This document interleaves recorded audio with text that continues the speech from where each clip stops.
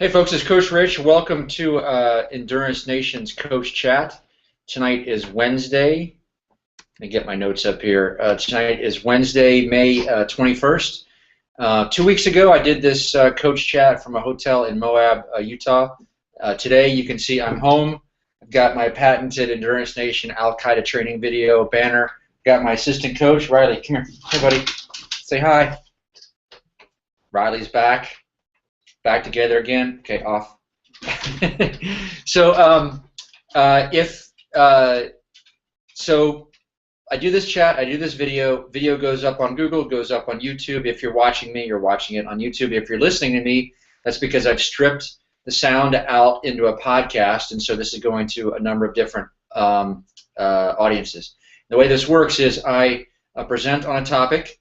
At the same time, I'm doing this in a chat room. My athletes are queuing up questions. So when I'm done presenting on my topic, I'm going to close out the podcast portion of it, carry on with the video. Okay, so tonight's topic is Post Ironman transition.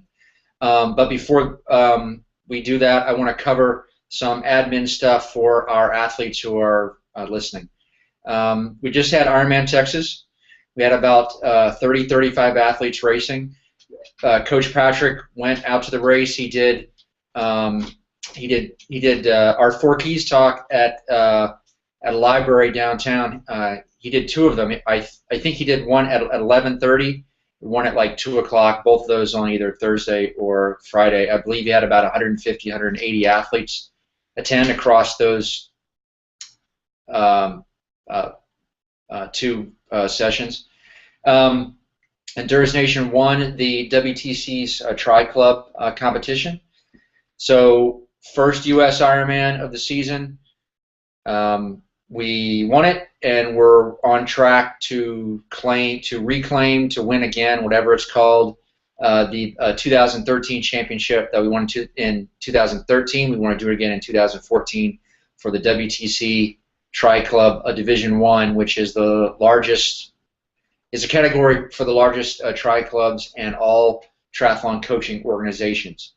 What else? Oh, so Patrick wrote a very detailed post-race debrief post in the blog with some lots of pictures, video. Race reports are coming in the forum.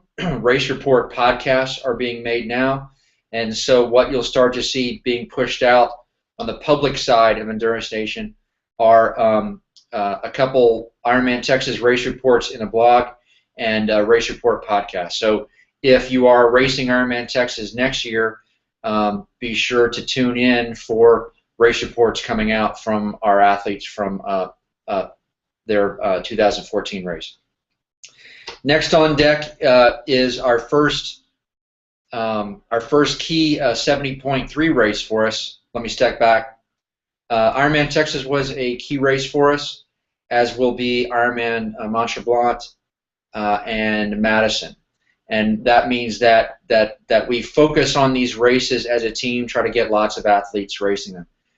On the half front, Rev 3 Quasi is our first key half, and Rev 3 Dells is our second. Quasi serves as a key race for all of our half Ironman and Ironman athletes who live and race in the Northeast, meaning the timing of the race is good for it's good for athletes who are racing Ironman Lake Placid, Mont Tremblant, and it's also, of course, a good half on its own merits. And then Coach Patrick follows it up a week or two later with his training camp on the Ironman Lake Placid course. Yesterday, May 20th, yes, Patrick did a pre-race webinar on Quasi. This is something that each of us does. Each of us put on, like, I think 15 or 20 pre-race webinars in advance of lots and lots of races. This is us teaching our athletes how to race, I've done California, Los Cabos, Wildflower, St. George. I'm doing Coeur d'Alene, Wisconsin. Patrick has his list. It goes on and on and on. Okay, so that's on deck next, and we'll have 30 to 40 athletes racing there. Next up, I'm on deck to go out to Coeur d'Alene. I booked a room for 300 people in the host hotel, and my Four Keys talk will be on Friday, June 27th at 10:30 a.m. We're doing these big versions of our Four Keys talks.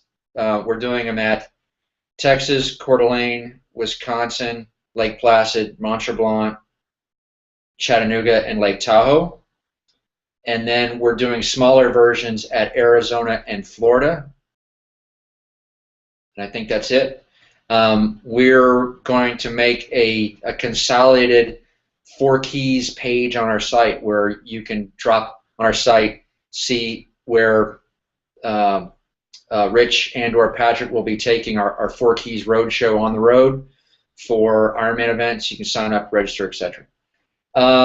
Nutrition in the process. So right now what's going on is we have lots of race reports and race plans being written and race rehearsal plans. And so we have thread after thread after thread going up every day with people telling us how they're going to race and giving us race reports. And last week, after reading some and answering questions, it became clear that we've done a really good job of building lots of resources, but we haven't done a great job of organizing everything, because it was clear that, you know, so-and-so had read this but not read that, had found this but hadn't found that. So Patrick and I worked on the problem, and Patrick, over the course of about 4 hours, completely reorganized the flow and the presentation of our race execution, how to eat and drink stuff. So it's been laid out. I mean, we've gone through everything and everything that leads you to everything, and we try to figure out all the paths that you can take to get to it, and we try to organize it as bulletproof and as simply as possible, so that each and every one of our athletes, we dare you to not figure out exactly how we want you to eat and drink during your race. Okay, so I sent that out via the team update today, so make sure you check that out. Please, please, please read it. One of the hard things we have is we create lots of stuff. We have lots of places to put it, but we only have a handful of tools to push that information out to you, one of which is emails. And so we, short of like me showing up on your doorstep, you know, I have to send you an email, and you have to read it, you have to open it, you have to read it, you have to click around, you have you know, you have to read, you have to invest yourself in the stuff that we're pushing out to you. So please do that. We are still working on our 3-year plan. Our 3-year plan is Rich and Patrick stepping back and saying, what is the big picture plan that we, you know, if the three of us were sitting over beers, how would I lay out what you should be learning when, and how you should be focused yourself on, and what are the things I would like to see you accomplish in year 1, year 2, year 3. What are the things that Patrick and I have learned over, you know, 20, 25 years of long course triathlon training and racing? How can we, you know, each of us got to a place learning wise, season planning approach wise, training wise. We got there over about, you know, 6 to 7 years. How do we get you there in 3 years? Year 1 is done. Year 2 is 96.7% done, and we'll start working on year 3. And then finally, because we don't have enough going on. The process of us organizing all of our Four Keys talks led us to realizing that we have lots of stuff that we built around our Four Keys talk, and so we're working on consolidating all of that into a universe, a suite of a Four Keys ebook that is supported by Four Keys videos and Four Keys talks and information about races and things like that. So we are trying to build all that out to have it ready for everyone by about the middle of June. Okay, we're really good at thinking up more and more stuff to build and do. We're always trying to figure out how to do what we do better. So let's talk about post Ironman transition. So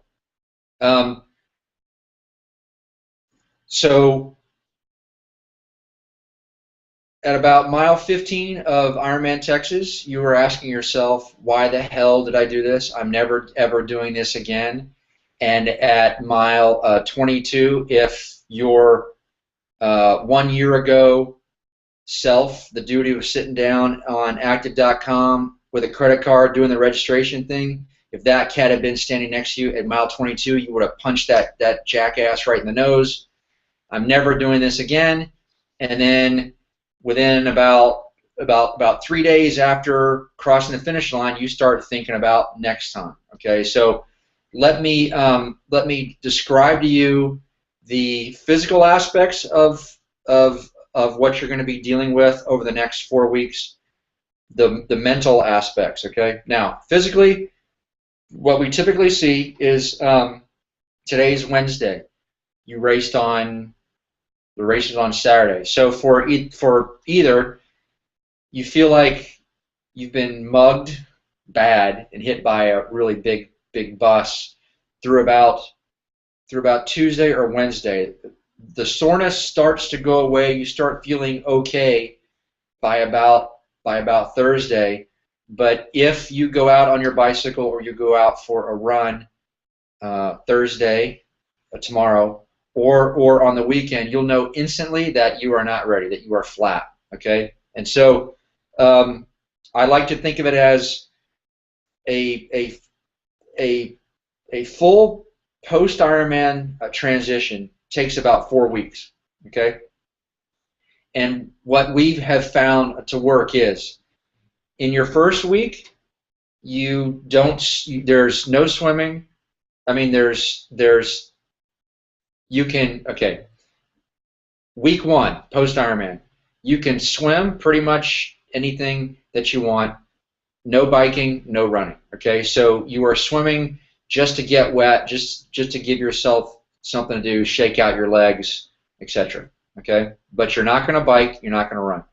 In week 2, you can get yourself back to your normal swimming, and you start to ride your bike, easy, nothing hard, but you're still not running. Okay. Week 3, normal swim, normal bike, and you start running. In week 4, normal swim, normal bike, mostly normal run. Okay. And so, did I just say week 3 or week 4? Week 3 is normal swim, normal bike, you start to run. Week 4 is normal, pretty much all 3 sports. Okay. Now there are certainly people who can do it a little bit faster, do it a little bit, but this is the bulletproof, fail-safe. This is how it works. This is how you do it method. Okay. Because of this, okay, let's talk about racing expectations after an Ironman. Absolutely guarantee you that no matter what you try to race within 2 weeks of an Ironman, you are absolutely 100% flushing your registration money down the drain. You will not have a good race. You will not have a good race. You might have a good experience. You might have fun, but what people, when they're planning out their races and they put a race within 2 weeks after an Ironman, they're really underestimating what a physical hole they're going to be in and what a mental hole they're going to be in. Okay, you start getting fed up with Ironman. Certainly by the time you taper sucks, drives everyone absolutely crazy. And then when you cross that finish line, you have a really hard time mentally putting yourself in a place where you want to kickstart that training regimen and get back in the swing of training again. Okay, so having a race 2 weeks out, waste of money. 3 weeks, less. 4 weeks, 5, 6 weeks. 6 weeks is the minimum after an Ironman for you to race and maybe sort of have a comparable Ironman race time. Okay, there's a reason why Louisville and Canada are the last qualifiers for Wisconsin, for Kona in the current year, is because those races are separated by about 6 weeks, which is the minimum to best case, absolute best day you can have is to repeat, is in that Ironman that you do 6 weeks later, is to repeat your performance from your first Ironman. Okay, mentally. Okay, this is the big one. Okay, especially for first-time Ironman athletes who have probably not yet adopted the perspective that we like to have you have in about the second year of our 3-year plan, which is your endurance training and fitness is just the expression of your lifestyle, meaning just what you do on a Saturday is you get on your bike and you ride your bike with your friends. You're not training. You're not doing it because it is on a training plan, although it absolutely is on a training plan. You're doing it because you live a fitness lifestyle, the expression of which is you simply ride your bike on a Saturday. Okay? If you don't have that, or maybe if you do, regardless, your life for 3, 6, 9, 12, 18 months could very well have been 100% focused on training for an Ironman, thinking about Ironman, washing clothes, packing bags, fixing up bottles, getting the kids to school. Everything has been working around this one date on the calendar. It has provided you with an incredible amount of focus and direction for months and months and months, and it's all been focused on one day, which was the application of a lot of hard work, which created fitness, and you apply that to one day via excellent execution skills, okay? And then it all goes away. And so this thing that has been driving your life for so long just disappears. And so a lot of people struggle with this loss of focus. Okay, there's this big, what next? And as the season planning guy, as a guy who plans out athlete seasons, what happens is, Kat crosses the finish line at 9 o'clock on Sunday, and at 6 a.m. on Monday, there's a post in the macro thread saying, what now? What do I do now? And I'm like, just chill, dude. Just time out. Step back. Introduce yourself to your wife, to your kids. Show up to your job on time. Just have a pint of ice cream, whatever. Just freaking chill. Decompress, okay? My point is, you have to take a mental break. You have to check out. You have to understand that you have lost that focal point of your life. Embrace that loss of a focal point for at least a week. At least a week, right? You don't need to talk to me, and I don't need to talk to you, and you don't need to talk to anybody about anything regarding triathlon and spandex for at least a week. Just chill, okay?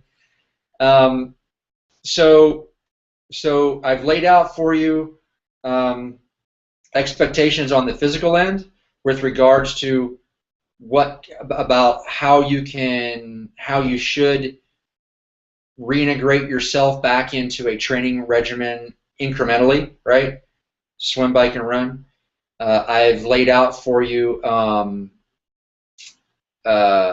where your head's going to be and where it needs to be and where it doesn't need to be. Let me next talk to my athletes about the admin steps that we are implementing for the 2014 season. Late last year, Patrick and I identified a problem that we have, which is we do a really good job of planning for your season on the front end, guiding you through that season, being Johnny on the spot with answering your questions about what you should be doing this week, about season planning questions, about building resources, about teaching you how to train smarter, teaching you how to race smarter, getting you well drilled, well versed in the knowledge you need to execute on race day, helping you debrief that race, but then not really giving you very clear guidance or a clear path towards what's next. Okay, so your 3 post-race steps are: you're going to write a race report. You're going to take that once-in-a-lifetime, epically cool experience that you had, and you're going to document everything. How did everything go? Try to be as detailed as possible, and when you post this inside our forums, if you have questions, ask those questions. Great race report is: this was my this was my pre-race plan. This is how I set up transition. This is how I was going to pace the swim. This is what happened in the swim. I have swim question A, B, and C. This was my plan on the bike. This is how I executed it. I have bike questions 1, 2, and 3. Ask questions.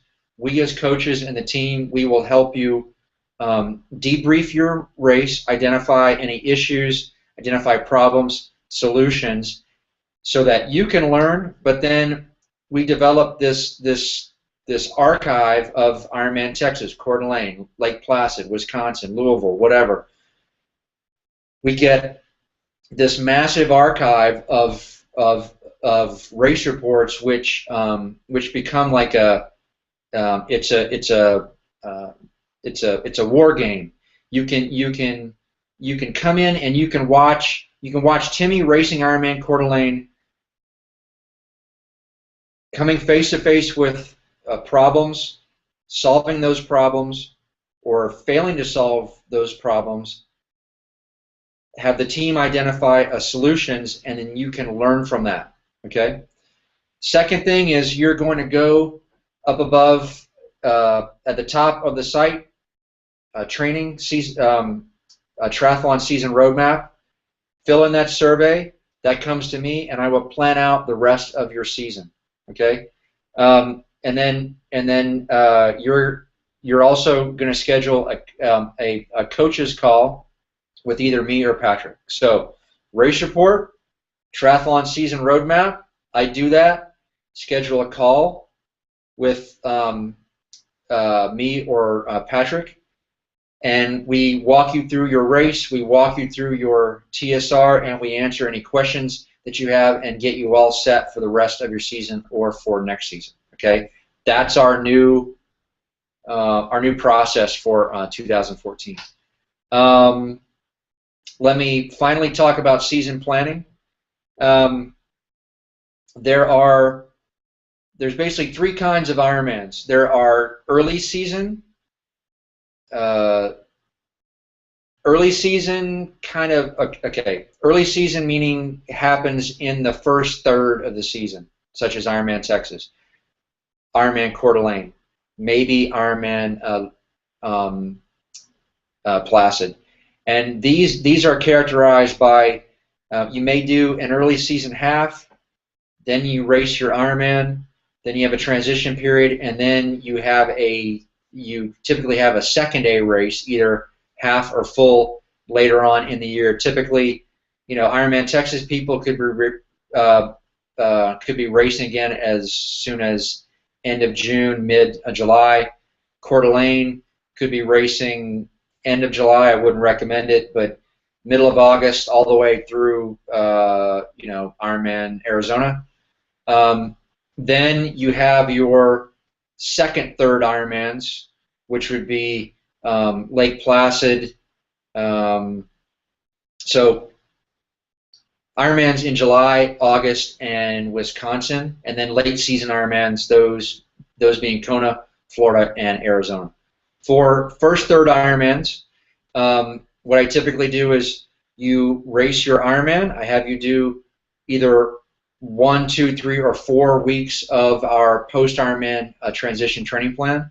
Then I'd like to have you do a block of our Get Faster plan, and then I drop you into some portion of the race preparation phase of our half Ironman and Ironman training plans as a function of how much race prep I think that you need given your experience. Okay, I put you in that Get Faster plan because what I'm doing is I'm taking that Ironman fitness that you have, I'm having you bounce back via our transition training plan. Then I'm taking that massive aerobic fitness engine that you have, and I'm applying it toward our Get Faster plan, which is like a half Ironman light or a short course plus or an out season plus training plan.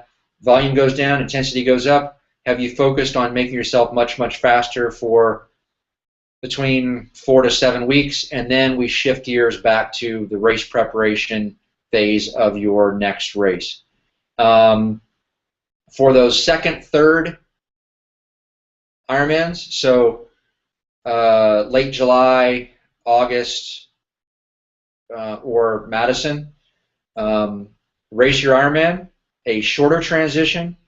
Then rather than put you in our Get Faster plan, I put you in our Run Focus or Bike Focus training plan. Typically, these athletes rarely have a significant long course race after their second, third Ironman. Okay, so not very many athletes race a July or August Ironman and go on to a half Ironman. They typically race, maybe some short course stuff, whatever. But what I'm doing is I'm taking that Ironman fitness that you have, and we're going to apply it via one of our focus training plans, bike or run focus training plans, towards the weaker of your two sports. So if you are a strong cyclist, you've raced Louisville, you're gonna do a 2 to 4 week transition. Then I'll have you do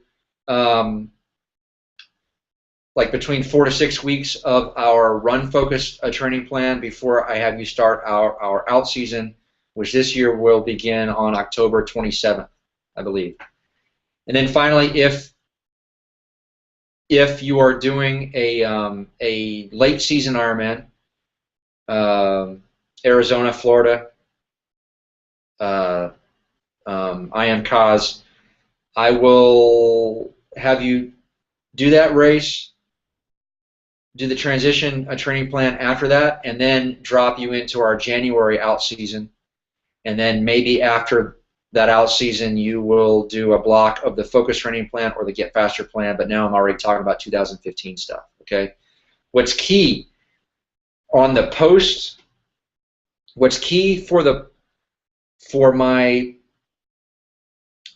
post Ironman season planning guidance, I don't really sweat too much what you're doing, when you're racing, how you're racing, and when and how I get you there, and until middle of September all the way through October, okay? Because the key for you to become a faster athlete is frankly to not be a dick, Coach Dick, okay?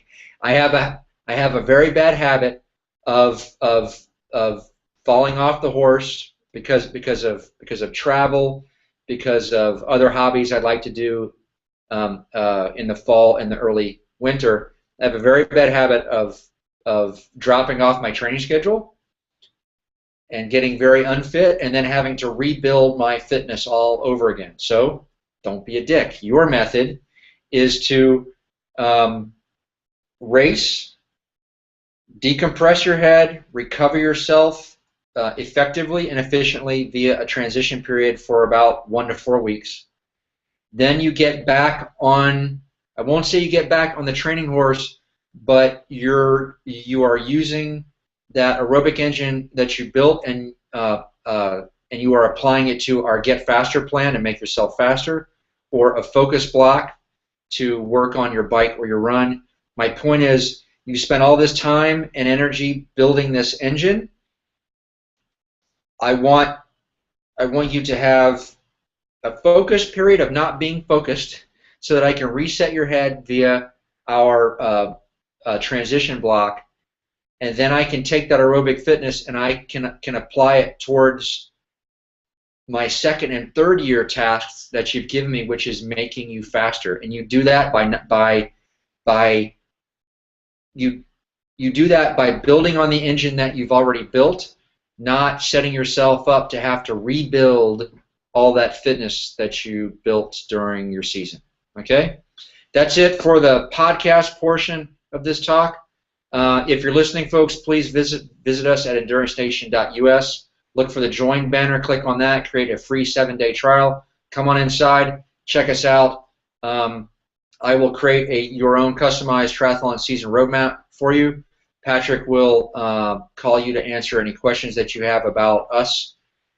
You'll be able to ask our athletes about their experiences with us. Check us out, decide if we are a good fit for you, your coaching, training, and racing needs. That's it for the podcast portion. I'm going to cut off now and go to my chat forum and answer questions. Okay?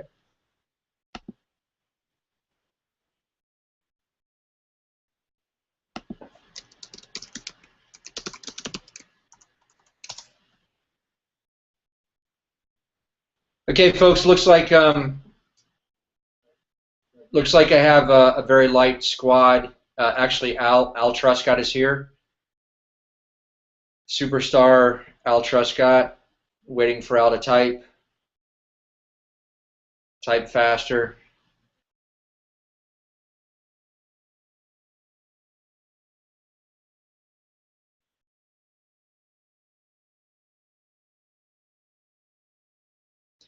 Al, this video is already gone 33 minutes, so I think what I'll do is, well, okay. Al says he's got a minute to chat about altitude training.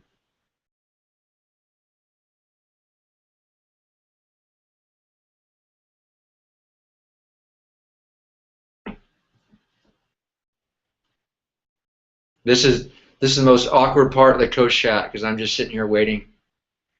I'm waiting for people to type. Actually, Al, what I'm going to do is I'm going to cut this off just so I don't have this huge awkward break here. Do me a favor, post your question in the forum somewhere. Shoot me a link, and I will I'll do this, but I'll do it in a forum, just because I don't want to have a video on YouTube with 5 minutes of me waiting for you to type and talking to myself. Okay. Thanks, Al. I will see everyone in the forums. Thanks for watching. Please check us out at endurancenation.us. Bye.